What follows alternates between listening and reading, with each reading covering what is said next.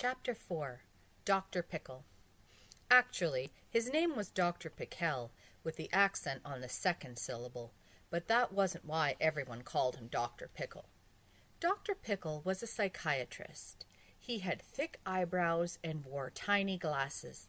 He had a small beard on the tip of his pointed chin. A psychiatrist is a doctor who doesn't cure people with sick bodies. He cures people with sick minds, although Dr. Pickle had a pretty sick mind himself. One day, a woman came into his office. She smoked too much, and she wanted him to help her quit. "I know that smoking is no good for me," she said as she puffed on her cigarette. "It's bad for my heart, it fills my lungs with gunk, and my husband won't kiss me because my breath stinks. But I can't quit." She finished her cigarette, smushed it out in an ashtray, then immediately lit another one. "Have a seat," said Dr. Pickle. She sat down on the couch. "Look into my eyes," said Dr. Pickle. The woman stared into his deep, penetrating eyes. Dr. Pickle held up a gold chain. At the end of the chain was a green stone that was almost transparent, but not quite. It looked like a pickle. Hence his name. "Watch the pickle," he said as he gently moved the chain. The pickle went back and forth, back and forth, back and forth. The woman's eyes went back and forth, back and forth, back and forth. "Put down your cigarette," Dr. Pickle said in a strong but gentle voice. The woman set her cigarette in the ashtray as she continued to stare at the pickle. "You are getting sleepy," said Dr. Pickle. "Your eyelids are getting heavy." The woman blinked her eyes. "When I count to 3, said Dr. Pickle, "you will fall into a deep, deep sleep. 1, 2, 3. The woman's eyes closed. Dr. Pickle put down the pickle. "Can you hear me?" he asked.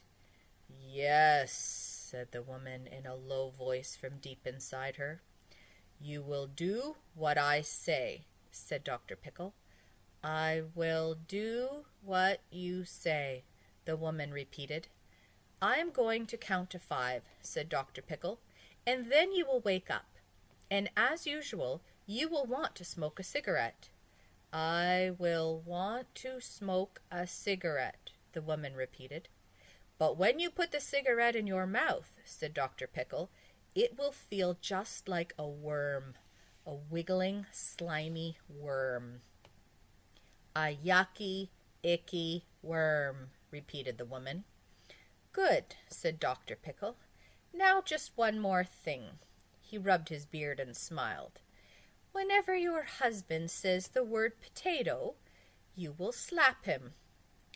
"When Fred says potato, I will slap him." "Good," said Dr. Pickle. He counted to 5. The woman woke up. "So, do you think you can help me?" she asked in her normal voice as she reached for her cigarette. Dr. Pickle shrugged. She put her cigarette in her mouth, then screamed as she pulled it out. She looked at the cigarette, puzzled. "Huh?" she said. She placed it back in her mouth, then spit it onto the floor.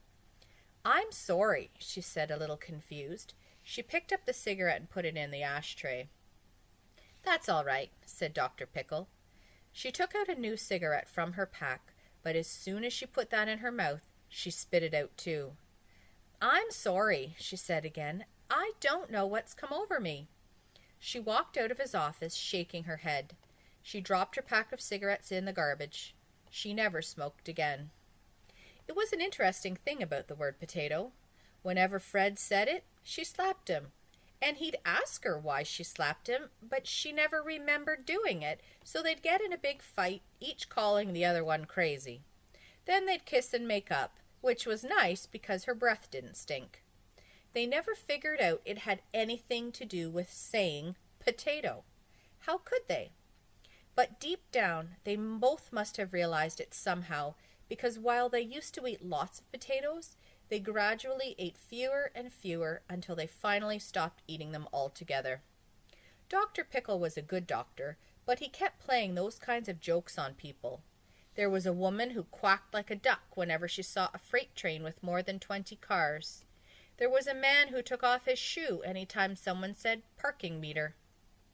Eventually, Dr. Pickle was caught, and he was no longer allowed to practice psychiatry.